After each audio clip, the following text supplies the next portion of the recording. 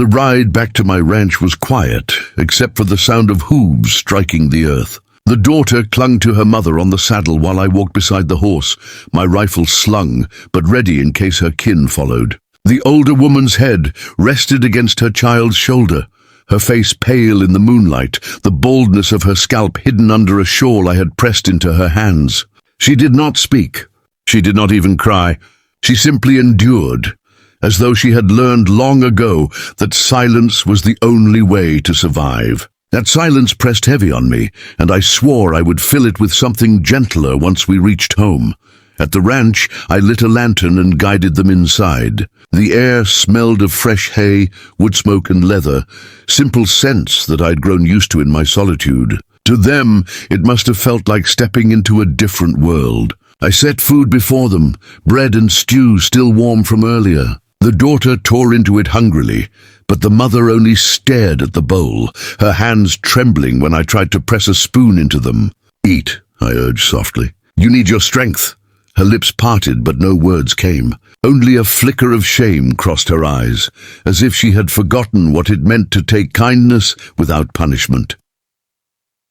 That night, I offered them my bed, while I took a blanket to the floorboards. I lay awake, staring at the ceiling beams, listening to the quiet breaths of two souls who had carried more pain than I could imagine. I thought of her shorn scalp, the mockery she had endured, and the vow I had spoken in the heat of rage. "I'll marry her now." The words had come from a place deeper than reason. As I lay in the dark, I realized they had not been a bluff. I had bound myself with them, and I felt no regret. I only wondered if she could ever accept them. Morning came with a pale wash of sunlight over the prairie. I rose early, preparing coffee and tending to chores. The daughter insisted on helping, her small hands eager to prove their worth. But the mother lingered near the doorway, her shawl clutched tightly around her head, watching me with cautious eyes. When I returned from the corral, I found her standing by the window, gazing out at the fields. She looked both fragile and unbreakable, like glass forged from stone. "This land is yours?" she asked at last, her voice raspy but clear. I nodded.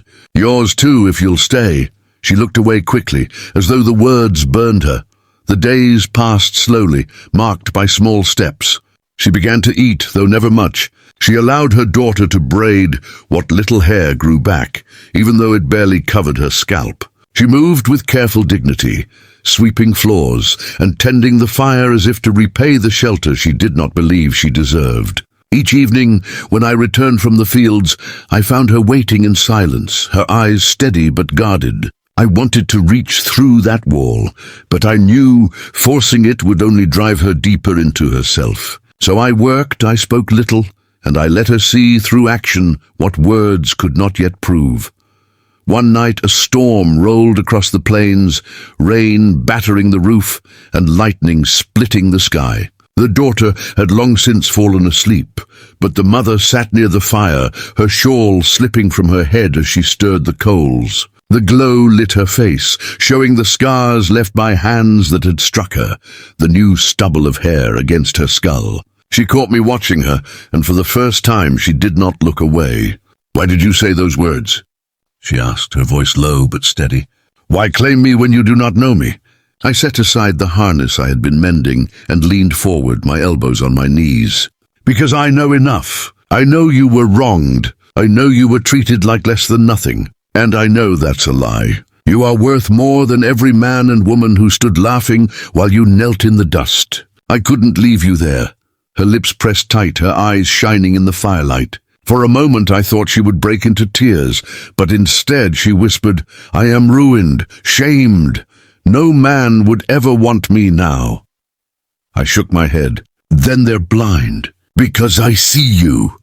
The fire crackled between us, filling the silence. She lowered her gaze, clutching her shawl, but her hands trembled. I wanted to reach for her, to steady them, but I held back. She needed to come to me in her own time, not be pulled by force. And so I only said, "My vow still stands. I will marry you, if you'll have me. Not to save you, not out of pity, but because I believe in what we can build together." The storm roared outside, but inside the cabin, the world narrowed to the space between her eyes and mine. The next morning, she rose earlier than I did, already tending to the fire and humming softly as she worked. It startled me.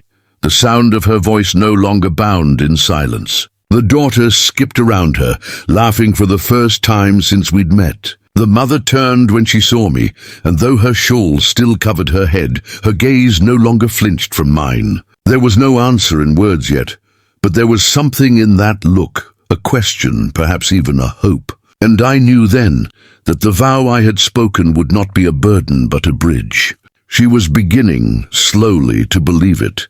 The land itself seemed to change with her. The grass grew green with the spring rains. Calves were born in the pastures, and the days stretched long under golden skies. She moved through my home, as though she was weaving herself into its very walls, her touch softening every corner. Her laughter, when it finally returned, was rare and quiet, but it carried farther than thunder across my heart. And though no ceremony had yet bound us, I felt married already. In every chore we shared, in every silence we filled together, in every glance that held more than words could say.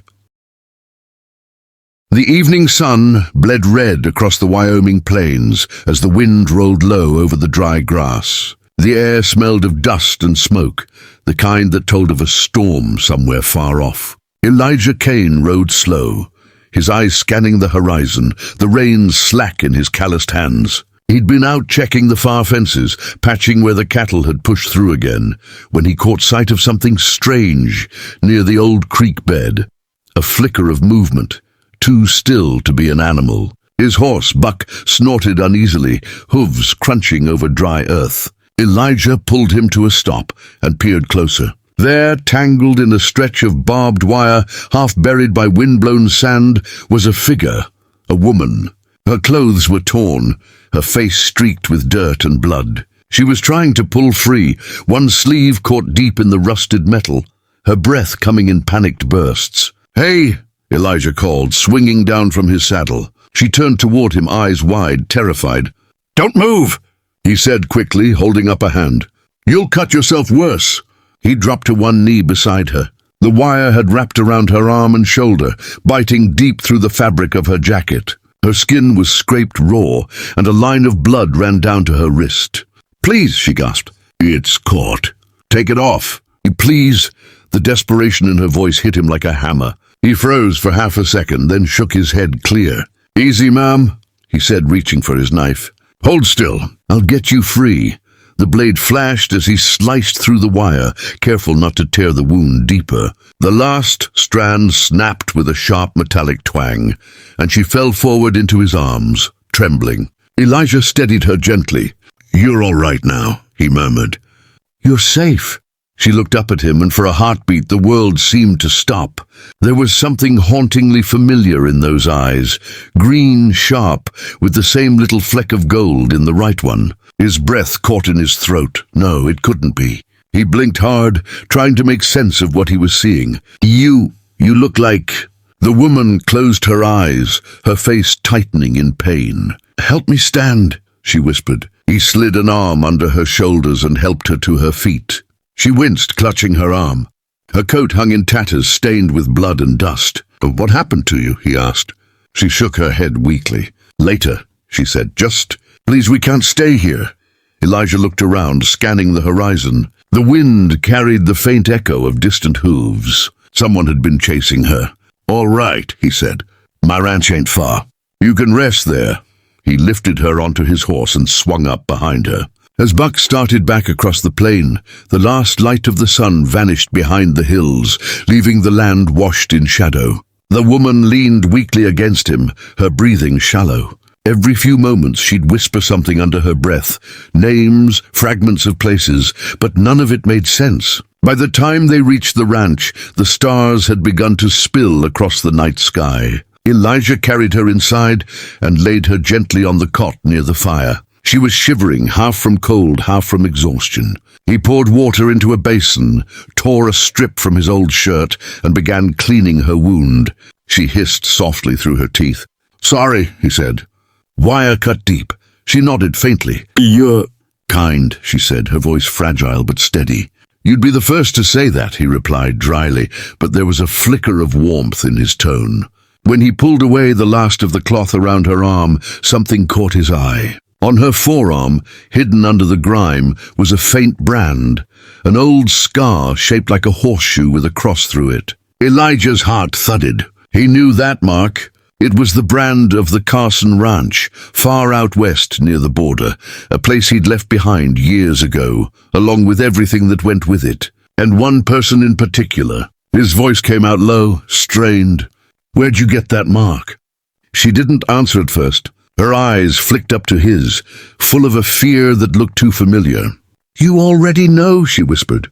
Elijah stared at her, the firelight dancing over her face. Beneath the dirt and the years, he began to see it, the same curve of the jaw, the small scar under the chin, the freckle near her temple. Clara, he breathed. Her lips trembled. You shouldn't have found me, she said. You shouldn't even remember. He stepped back as if struck. You died, he said hoarsely. In the fire. They told me you were gone. She turned her face toward the firelight, eyes glistening. They wanted you to think that, she said. It was the only way I could live. The words hit him harder than a bullet. He felt the air leave his chest, memories rushing back. Of the night the Carson Ranch burned, the gunfire, the screams, the way he'd searched through the ashes until his hands bled. He'd buried a burned locket thinking it was hers. And now she was here, alive, broken, and trembling on his cot. Who did this? He demanded, voice rough. The same men who started it, she said quietly. And they're coming. Elijah's hand went to his revolver without thinking. Then we'd best be ready, he muttered. Clara tried to sit up but winced, clutching her arm. Elijah, listen, she said urgently. They don't just want me. They want something you have, something from before. He frowned, confused. What in hell could I have they'd want? She met his eyes, her expression hardening. The deed, she said. To this land, you think it's just soil and grass. But there's gold under it, Elijah. They know. Outside, thunder rolled across the plains, a storm brewing in the dark. Elijah turned toward the window, his reflection caught in the glass. One man against a coming storm, and beside him, the ghost of the woman he'd once buried. Then they'll find out, he said quietly. I don't give up what's mine without a fight.